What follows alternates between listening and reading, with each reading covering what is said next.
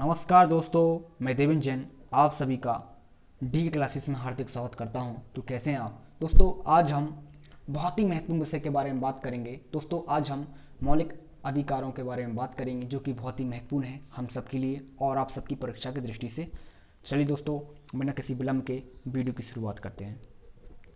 दोस्तों, जब संविधान निर्माण हुआ था तब उस समय मौलिक अधिकारों की संख्या 7 थी, लेकिन जब 44वां संविधान संशोधन हुआ था उस समय इन मौलिक अधिकारों की संख्या 6 कर दी गई थी। दोस्तों, जो इसमें से हटाया गया था दोस्तों वो था संपत्ति का अधिकार, और उसको 300A में विशेष कानून रूप से उसको जोड़ दिया गया था।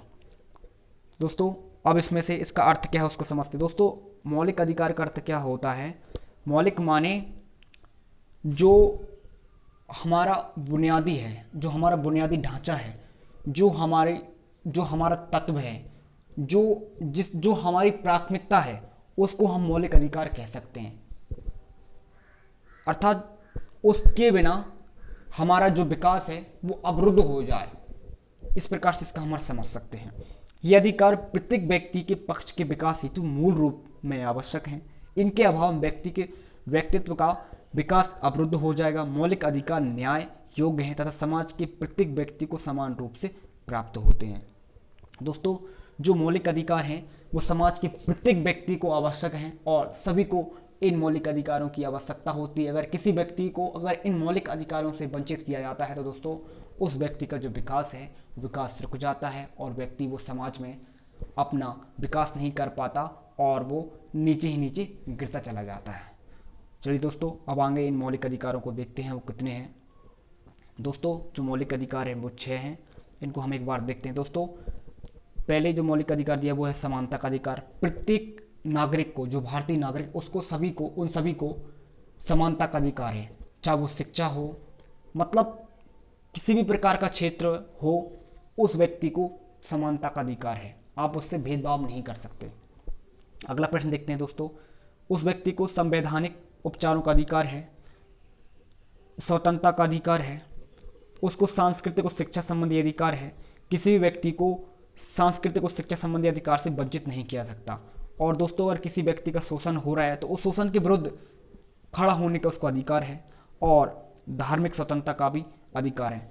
हमारे भारत देश में किसी भी व्यक्ति, किसी भी जाति धर्म के व्यक्ति को अपनी धार्मिक स्वतंत्रता का अधिकार है। तो दोस्तों, इस प्रकार से ये 6 मौलिक अधिकार थे। अब इन मौलिक अधिकारों को कुछ प्रश्नों के माध्यम से हम दोस्तों देखते हैं। मूल अधिकारों को सर्वप्रथम किस देश में मान्यता दी गई? तो दोस्तों, सर्वप्रथम इनको संयुक्त राज्य अमेरिका में इनको मान्यता दी। अगला प्रश्न देखते हैं दोस्तों। डॉक्टर BR अम्बेडकर ने संविधान के किस भाग को सबसे अधिक आलोकित भाग कहा? दोस्तों, भाग 3 को उन्होंने आलोकित भाग कहा। भारत के संविधान में मूल अधिकार क्या है? तो दोस्तों, मूल संविधान का हिस्सा जो है उसको मूल अधिकार कहा है। अगला प्रश्न देखते हैं। मौलिक अधिकारों का निलंबन कौन कर सकता है? दोस्तों, जो राष्ट्रपति होता है वो उसका निलंबन कर सकता है। अगला प्रश्न देखते हैं दोस्तों। मौलिक अधिकारों के बारे में सुनवाई करने का अधिकार किसको है? दोस्तों, तो उसका जो अधिकार है वो सर्वोच्च न्यायालय को है। अगला प्रश्न देखते हैं। भारतीय संविधान का अस्पष्टता उन्मूलन किस अनुच्छेद में? दोस्तों, तो यह 17 में दिया गया है। मौलिक अधिकारों को मुख्य उद्देश्य क्या है? दोस्तों, व्यक्तिगत स्वतंत्रता को सुनिश्चित करना इसका मुख्य उद्देश्य है। अगला प्रश्न देखते हैं दोस्तों। स्वतंत्रता का अधिकार किस अनुच्छेद में वर्णित है? दोस्तों, अनुच्छेद 19 से लेकर 22 में यह वर्णित है।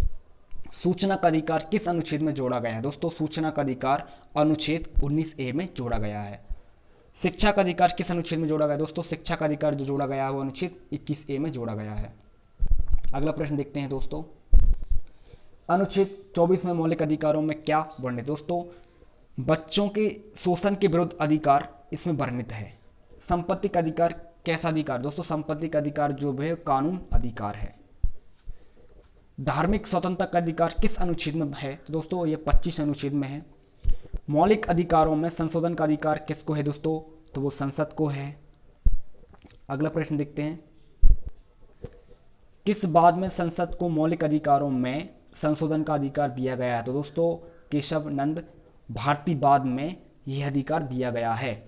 कौन सा मूल अधिकार विदेशी नागरिक को प्राप्त नहीं है? तो दोस्तों, अभिव्यक्ति की स्वतंत्रता का अधिकार विदेशी नागरिक को प्राप्त नहीं है।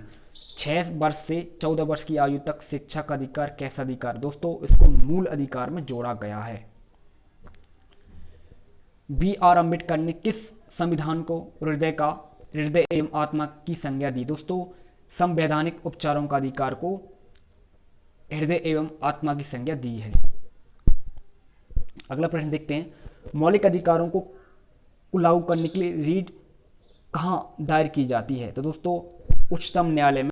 किस याचिका का शाब्दिक अर्थ होता है कि हम आदेश देते हैं? दोस्तों ये परमादेश जो याचिका होती है उसमें हम का आदेश इस प्रकार से होता है। अगला प्रश्न देखते हैं, सूचना का अधिकार किस राज्य में लागू नहीं है? दोस्तों जम्मू और कश्मीर में सूचना का अधिकार जो है वो लागू नहीं है। अगला प्रश्न देखते हैं, किस कैदी को न्यायालय के समक्ष प्रस्तुत करवाने के लिए किस रीट की आवश्यकता होती है? दोस्तों बंदी प्रात्यक्षीकरण जो रीट होती है उसकी आवश्यकता होती है। अगला प्रश्न देखते हैं, व्यक्तिगत स्वतंत्रता के लिए कौन सी रीट की दायर की जाती है? दोस्तों हेवियस कोर्पस नाम की जो रीट होती है वो दायर की जाती है। अगला प्रश्न देखते हैं, मूल अधिकारों पर प्रतिबंध लगाने का अधिकार किसके पास है? दोस्तों वो संसद के पास है। अगला प्रश्न देखते हैं, प्रेस की स्वतंत्रता किस अधिकार में निहित है? दोस्तों भाषण की स्वतंत्रता के अधिकार में प्रेस की स्वतंत्रता है वो निहित है। अगला प्रश्न देखते हैं, संविधान के अनुच्छेद 23 में किसका वर्णन? दोस्तों शोषण के विरुद्ध का जो अधिकार है उसमें ये वर्णित है। अंतिम प्रश्न देखते हैं दोस्तों,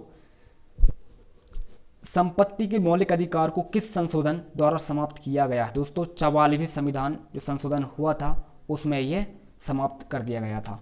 दोस्तों आपको ये मेरी वीडियो कैसी लगी आप कमेंट करके ज़रूर बताएं, और दोस्तों मेरी आप वीडियो को लाइक करें, सब्सक्राइब करें और मेरी वीडियो को शेयर करें। चलिए दोस्तों अब हम अगली वीडियो मिलते हैं, तब तक आप अपना ख्याल रखें।